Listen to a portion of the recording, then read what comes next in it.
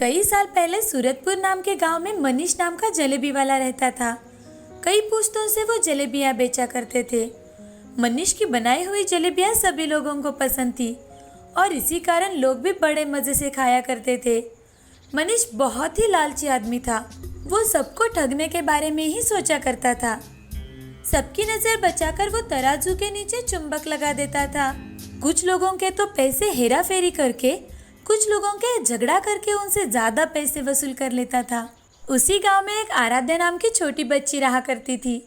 वो बेचारी बहुत गरीब घर की थी।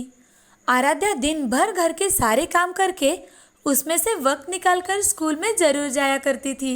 उसका विश्वास था कि पढ़ाई करके उसका भविष्य ज़रूर अच्छा होगा। उसके स्कूल में एक रघु नाम का एक नटखट लड़का था। वो हमेशा आराध्या को परेशान करता था और उसे हमेशा रुलाता था।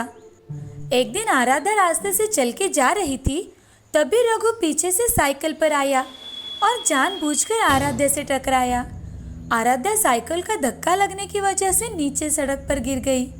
तभी रघु ने आराध्या से कहा, क्यों रे आराध्या, बड़ी मैडम की तरह रास्ते के बीचों बीच चल रही है। घंटी बजाने पर भी बाजू नहीं हटती हो। तुम क्या बहरी हो? रघु के ऐसे कहते ही आराध्या बहुत चिढ़ जाती है। आराध्या चिढ़कर रघु से, तुमने बेल कहाँ बजाई थी? झूठ मत बोलो। वैसे भी तुम मुझे हमेशा सताते रहते हो।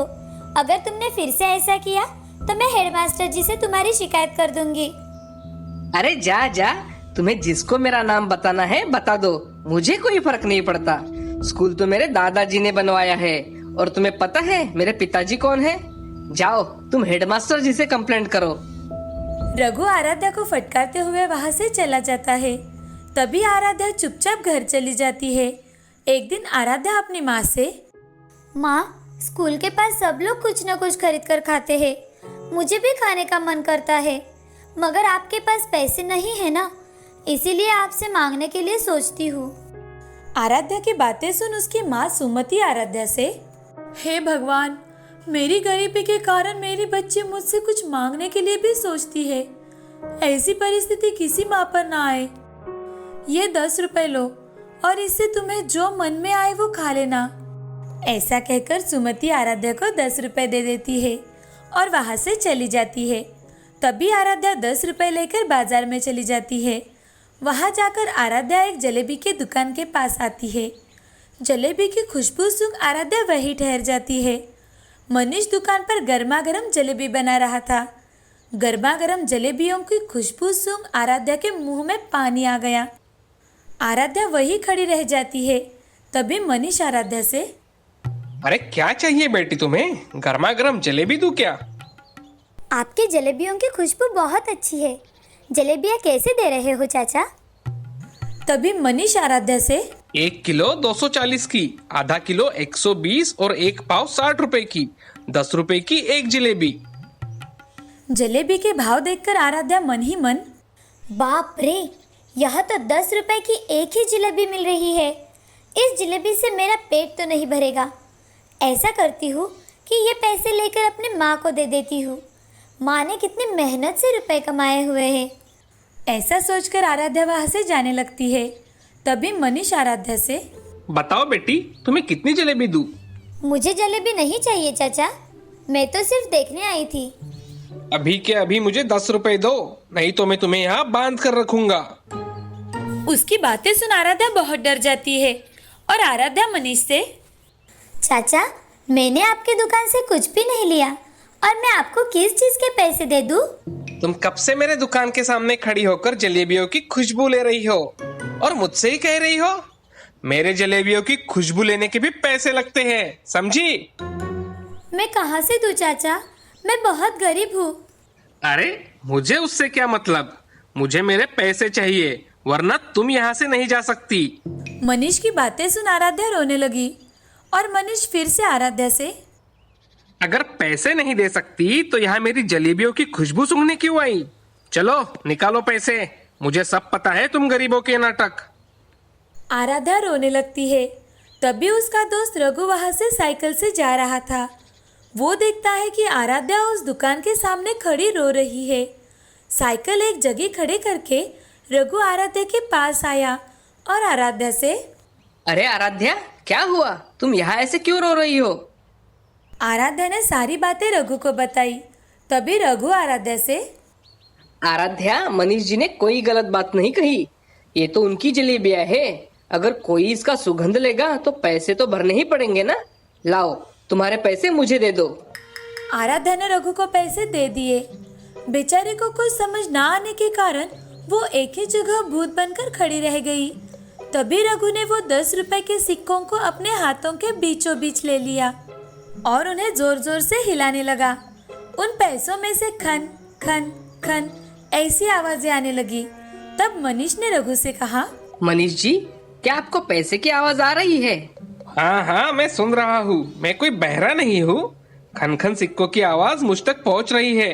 तो आपने पैसों की आवाज तो सुन ली। अब मैंने भी आपको पैसे दे दिए, समझे? क्यों रे बच्चे, ज्यादा नाटक कर रहा है क्या मेरे साथ? कहता है कि पैसों की आवाज सुन लेने से पैसे मिल गए। ज्यादा होशियारी की ना तो तुझे भी दुकान में बांध दूंगा। तभी रघु मनीष से, क्यों? जलेबी के सुगंध के पैसे आप मांग सकते हो, तो मैं क्या आपको पैसों की आवाज भी नहीं सुना सकता? अरे अंकल, तुम्हारा ये नाटक मेरे सामने नहीं चलेगा। जानते हैं मैं कौन हूँ? इस गांव के जमींदार का बेटा हूँ मैं, और ज्यादा होशियारी की ना तो पापा से बोल दूंगा और वो पुलिस से उठवा कर तुम्हें जेल भिजवा देंगे। ऐसा सुनकर मनीष हक्का बक्का रह गया। तभी रघु के साथ आराध्या उसकी साइकिल पर बैठकर चली जाती है। थोड़ी दूर पहुंचने के बाद रघु उसे साइकिल से उतार देता है। तुम तो मुझसे चिढ़ते हो ना, फिर तुमने मेरी सहायता क्यों की? आराध्या, तुम मेरी दोस्त हो और कोई मेरे दोस्त को रुलाएगा तो मुझे बड़ा गुस्सा आ जाता है। मेरे पिछले बर्ताव के लिए मुझे माफ कर देना आराध्या। कोई बात नहीं, तुम मेरे सच्चे दोस्त हो। तुमने मेरी कितनी मदद की है, थैंक यू। वो दुकानदार मेरे दोस्त को कुछ भी बोलता रहता और मैं सुनता रहूं, ऐसा कभी हो सकता है क्या? इसलिए मैंने उसे सबक सिखाया। वो बहुत ही लालची है। उसके दुकान पर कभी मत जाना। हाँ, मैं कभी भी उसके दुकान पर नहीं जाऊंगी। फ्रेंड्स, ऐसा कहकर रघु ने अपना हाथ आगे बढ़ाया। तभी आराध्या ने भी अपना हाथ आगे बढ़ाते हुए, फ्रेंड्स, ऐसा कहकर दोनों ने हैंडशेक कर लिया और उसी दिन से दोनों में गहरी दोस्ती हो गई। रघु के स्वभाव के कारण उसके दुकान पर कोई नहीं आता था। उसकी जलेबियां स्वादिष्ट तो थी, मगर उसके लालच की वजह से उसका धंधा धीरे धीरे चलना बंद हो गया। मनीष का लालच उसका पुरखों का धंधा ले डूबा। इस कहानी से हमें यह सीख मिलती है कि लालच बहुत बुरी बात होती है। लोगों को ठगना नहीं चाहिए। इन सब से हमें हमेशा दूर रहना चाहिए। लालच बुरी बला होती है। बहुत समय पहले की बात है। सुहानी नाम की लड़की अपनी माँ शारदा के साथ रहा करती थी। शारदा लोगों के यहाँ खाना बनाने का काम किया करती थी। शारदा बहुत मेहनत करके अपना घर चलाती थी। सुहानी भी स्कूल में पढ़ा करती थी। उसका क्लास में हमेशा पहला नंबर आया करता था। उसकी पढ़ाई के प्रति लगन देख उसकी माँ शारदा बहुत खुश हुआ करती थी। शारदा के पति संजय एक दुकान में काम किया करते थे। उसकी महीने की तनख्वाह में सुहानी की स्कूल की फीस और घर के कुछ काम ही हुआ करते थे। शारदा और संजय दोनों मिलकर घर अच्छी तरह से संभाला करते थे। एक दिन संजय बहुत बीमार पड़ जाता है। शारदा उसे अस्पताल में लेकर चली जाती है। डॉक्टर, इन्हें देखिए ना क्या हुआ है। रात से बुखार आया है और कम होने का नाम ही नहीं ले रहा। जी, मुझे देखने दीजिए। ऐसा कहकर डॉक्टर संजय को चेक करते हैं। संजय को चेक करने के बाद डॉक्टर उसे इंजेक्शन देकर कुछ दवाइयाँ लिख कर दे देते हैं। तभी संजय डॉक्टर से, डॉक्टर साहब, कोई चिंता की बात तो नहीं है ना? नहीं, मगर आपको आराम की सख्त जरूरत है। शरीर में खून की कमी और थकावट के कारण आपको बुखार आया है, इसलिए आपको 1 महीने तक आराम करना होगा। जी डॉक्टर। अब संजय और शारदा घर चले जाते हैं। घर जाते ही शारदा संजय से, अजी, आप आज से काम पर नहीं जाएंगे, घर पर रहकर आराम करेंगे। शारदा, मैं घर पर रहूंगा तो घर का गुजारा कैसे होगा? आप चिंता मत कीजिए, मैं कुछ ना कुछ कर लूंगी। ठीक है शारदा, तुम कह रही हो तो मैं 1 महीना घर पर आराम करता हूँ। जी। शारदा अब अपना काम करने चली जाती है। सुहानी घर पर रहकर अपनी पढ़ाई करती है और उसके पिताजी का ख्याल रखती है। शाम के समय शारदा घर पर आकर खाना बनाती है और तीनों खाना खाने बैठ जाते हैं। शारदा, आज काम ज्यादा था क्या? नहीं तो। तुम्हारे चेहरे पर थकावट साफ साफ दिखाई दे रही है। थोड़ा आराम कर लूंगी तो ठीक हो जाऊंगी। ऐसा कहकर शारदा खाना खाकर जल्दी काम करके सो जाती है। ऐसे ही 15 दिन बीत जाते हैं। शारदा की इन सब में बहुत खिंचातान हुआ करती थी। शारदा की दिन भर की कसरत देख संजय को बहुत बुरा लगता है। एक दिन संजय शारदा से, शारदा, अब मुझे अच्छा लगता है। अब मैं कल से काम पर चला जाऊंगा। आप घर पर रहकर आराम कीजिए और 10 दिन बाद काम पर चले जाना। संजय अब 10 दिन बाद काम पर चला जाता है। काम पर जाने के बाद दुकान मालिक संजय से, अरे संजय, तुम 1 महीने से कहाँ गायब थे? काम पर भी नहीं आए? मालिक, मेरी तबीयत ठीक नहीं थी, इसलिए मैं घर पे आराम कर रहा था। संजय, मगर अब तुम यहाँ काम नहीं कर सकते, क्योंकि 1 महीना हो गया तो मैंने काम पर दूसरा आदमी रख लिया है। मगर मालिक, मेरी नौकरी, मैं तुम्हारे लिए मेरा काम धंधा तो नहीं छोड़ सकता ना। ठीक है मालिक, चलता हूँ जी। संजय ऐसा कहकर वहां से चला जाता है और अपने घर आकर संजय सोच में डूबा देख, क्या हुआ, आज जल्दी काम से घर पर आ गए? मेरी नौकरी चली गई है शारदा। मालिक को तो पता था ना कि आप बीमार हो, फिर भी काम से निकाल दिया। शारदा, कोई किसी का नुकसान नहीं करता। आपने आगे क्या करने का सोचा है? नौकरी तो चली गई। मैं सोच रहा हूँ कि अब कुछ धंधा ही शुरू करूँ। विचार तो अच्छा है, मगर हम बेचेंगे क्या? मैं सोच रहा हूँ कोई खाने की चीज की ही रेडी लगा दी जाए, उससे हमारा खर्चा भी कम होगा और शुरुआत भी हो जाएगी। ठीक है, हम रेडी पर भजिया बेचेंगे। मेरे हाथ के भजी सबको पसंद है। ठीक है, हम भजियों की रेडी लगाएंगे। आज मैं किराए पर रेडी मिलती है क्या देख कर आता हूँ, और कल से हम काम शुरू कर देंगे। जी। ऐसा कहकर संजय रेडी किराए पर देखने चला जाता है और संजय को रेडी किराए पर मिल जाती है। उसे लेकर संजय घर चला जाता है और अगले दिन सारा सामान लेकर शहर के चौक में खड़ा रहता है, जहाँ बहुत से लोग आया जाया करते थे। आज शारदा ने काम से छुट्टी ली थी। आज शारदा संजय के साथ पकोड़े बनाने आई थी। आज दोपहर हो गई, मगर उनके रेडी पर एक भी ग्राहक नहीं आया। ये देख शारदा संजय से, अजी, हम सुबह से खड़े हैं, एक भी ग्राहक नहीं आया। सब्र करो शारदा, एक ही दिन में कोई हमारी रेडी पर भजी खाने नहीं आएगा, थोड़ा वक्त लगेगा। मैं सोच रही थी कि कुछ भजी बनाकर रखूं, मुझे बहुत भूख लगी है, थोड़े थोड़े खा लेंगे। ठीक है, बनाओ, तुम्हें जो पसंद है वो भजी बनाओ। ऐसा कहकर शारदा कांदा भजी बनाने लगती है। कांदा भजी का सुगंध चारों ओर फैलता है और उस सुगंध से बहुत से लोग वहां आते हैं। ये देख संजय शारदा से, शारदा, कितने लोग हमारे रेडी पर आए। हाँ, देख रही हूँ, मुझे तो बहुत खुशी हो रही है। अरे भैया, मुझे 1 प्लेट कांदा भजी देना। अभी देता हूँ। ऐसा कहकर संजय एक प्लेट में कांदा भजी और उसके साथ चटनी डाल के देता है। दुकान पर खड़ा आदमी भजी खाकर देखता है और कहता है, अरे भैया, भजिया तो बहुत ही अच्छी बनी है, मुझे 2 प्लेट और पैक करके दे दो। अभी देता हूँ। ऐसा कहकर संजय 2 प्लेट भजी पैक करवा के देता है। उसके साथ बहुत से लोग उस रेडी पर आते हैं। आज कांदा भजी होने के कारण बहुत से लोग रेडी पर आए और भजी खरीद के चले गए। ये देख शारदा बहुत खुश हो गई। शारदा संजय से, आज तो मैंने सोचा ही नहीं था कि हमारी रेडी पर इतने सारे लोग आएंगे। हाँ शारदा, कल से हम अलग अलग भजिया रखेंगे। हाँ। दोनों खुश होकर घर चले जाते हैं। आज उनका धंधे का पहला ही दिन था और उन्होंने सोचा भी नहीं था कि इतना अच्छा धंधा हो सकेगा। अगले दिन शारदा और संजय बहुत सारा सामान लेकर चले जाते हैं। वह अलग अलग प्रकार के भजी बनाकर रखते हैं। वो भजी देख लोग उनके रेडी पर आते हैं। सुशीला शारदा से, शारदा, तुमने भजी की रेडी कब से शुरू कर दी? कल से ही शुरू किया है। तुम्हें क्या दूं? मुझे तुम्हारे हाथ की भजिया दे दो। ठीक है, अलग अलग देती हूँ। ऐसा कहकर शारदा सुशीला को भजी पैक करके देती है। सुशीला भजी लेकर चली जाती है। तभी एक बड़ा व्यापारी शारदा की भजी खाने आता है। अरे भाई, मुझे 2 प्लेट भजी दे देना। अभी देता हूँ सेठ जी। ऐसा कहकर सेठ जी को संजय मिर्च की भजी, कांदा भजी और बटाटा भजी दे देता है। सेठ जी वो भजी खाकर बहुत खुश हो जाते हैं और वो संजय से, अरे भाई, भजिया तो बहुत ही स्वादिष्ट है तुम्हारे हाथ की। मुझे मेरे होटल के लिए ऐसी ही भजिया चाहिए। क्या तुम मेरे होटल में हर रोज भजी लाकर दोगे? हाँ सेठ जी, मैं हर रोज आपके होटल में भजिया लाकर दूंगा। आप आपके होटल का पता मुझे दे दो। संजय ऐसा कहता है, तभी सेठ जी उसके हाथ में उसका कार्ड थमा देते हैं और उसे कल के एडवांस पैसे भी दे देते हैं। ये देख संजय। धन्यवाद सेठ जी। सेठ जी अब वहाँ से चले जाते हैं।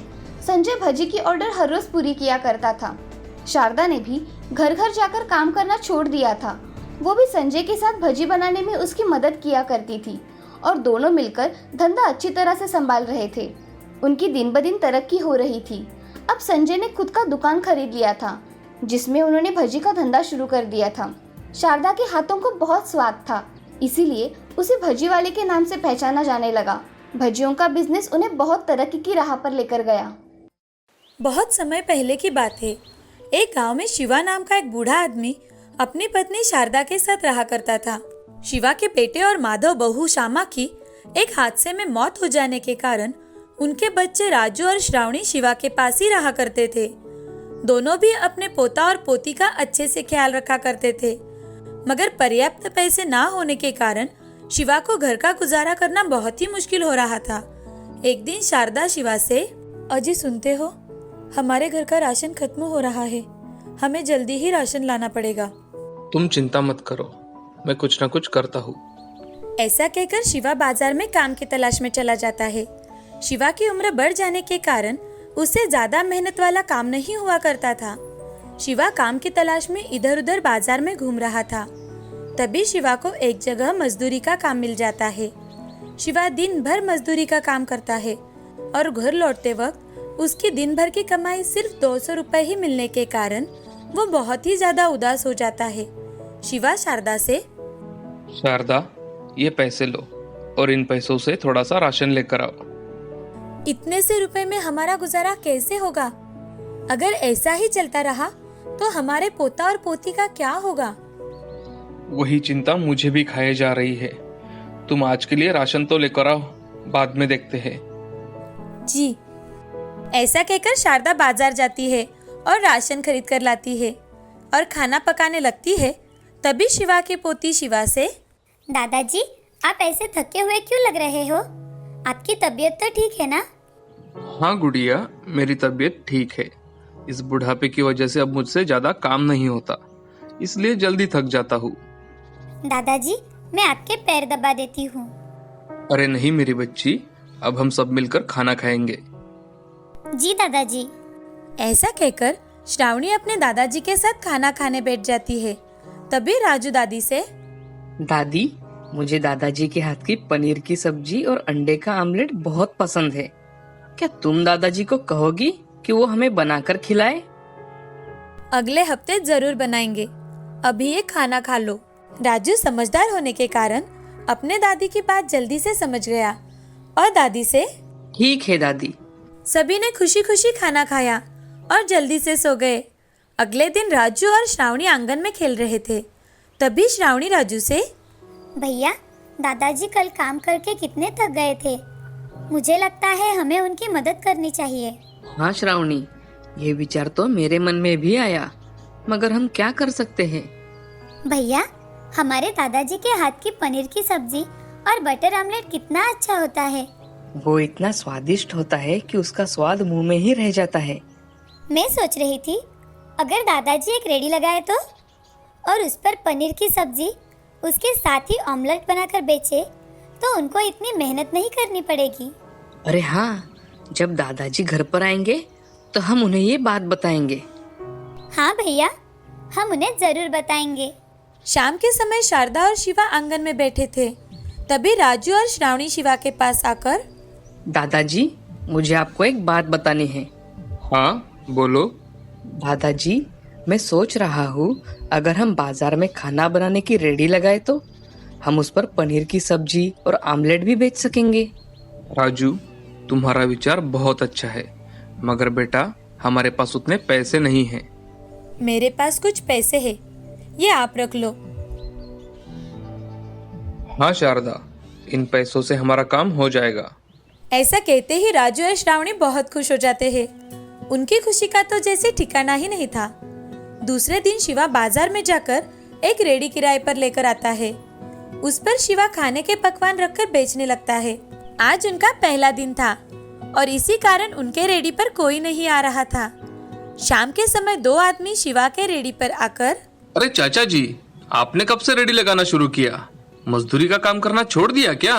बेटे, अब मुझसे ज्यादा काम नहीं हो पाता, इसलिए मैंने सोचा एक रेडी लगा लूं। अच्छा चाचा जी, मुझे एक ऑमलेट दीजिए और मेरे दोस्तों के लिए मसाला चीज ऑमलेट बनाइए। जी अभी बना के देता हूँ। शिवा एक प्लेट में ऑमलेट और एक मसाला चीज ऑमलेट बना के देता है। रंगा और उसका दोस्त ऑमलेट खाते हैं। तभी रंगा शिवा से, अरे चाचा जी, आपके हाथ को तो बहुत स्वाद है, मुझे ये ऑमलेट बहुत पसंद आया।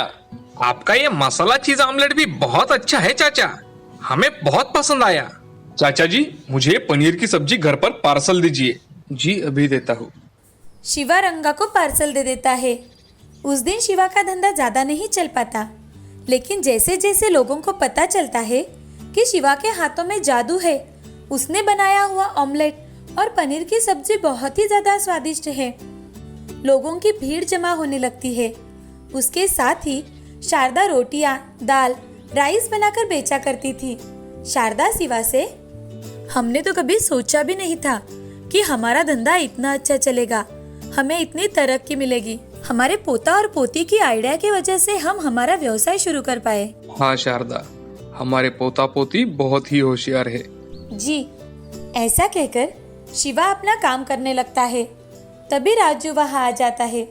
राजू शिवा से, दादाजी, अगले हफ्ते श्रावणी का जन्मदिन है, तो क्या हम हमारे दोस्तों को घर पर खाने के लिए बुला सकते हैं? ठीक है, तुम तुम्हारे और श्रावणी के दोस्तों को घर पर खाने के लिए बुला लेना। ठीक है दादाजी। राजू खुशी खुशी अपने स्कूल चला जाता है। स्कूल में जाकर राजू अपने दोस्तों से, सुहानी, सुरेश, गोलू, अगले हफ्ते श्रावणी का जन्मदिन है, तो हमारे घर तुम जरूर आना। हाँ, हम जरूर आएंगे। हाँ, मैं भी जरूर आऊंगा। ऐसे ही एक हफ्ता बीत जाता है। राजू के दोस्त और श्रावणी के दोस्त बर्थडे के लिए राजू के घर इकट्ठा हो जाते हैं। शिवा और शारदा श्रावणी के लिए एक केक लेकर आते हैं। तभी श्रावणी अपने दोस्तों के बीच खड़ी होती है और केक को कट करती है, सबको खिलाती भी है। थोड़ी ही देर बाद बच्चे खाना खाने बैठ जाते हैं। शिवा और शारदा बच्चों को खाना परोसते हैं। खाना इतना ज्यादा स्वादिष्ट होता है कि बच्चे भी बड़े चाव से खाना खा लेते हैं। तुम सभी को खाना पसंद आया ना? राजू, ये खाना बहुत अच्छा है, मुझे बहुत पसंद आया। बच्चों, कुछ और चाहिए तो मांग लेना। जी दादी।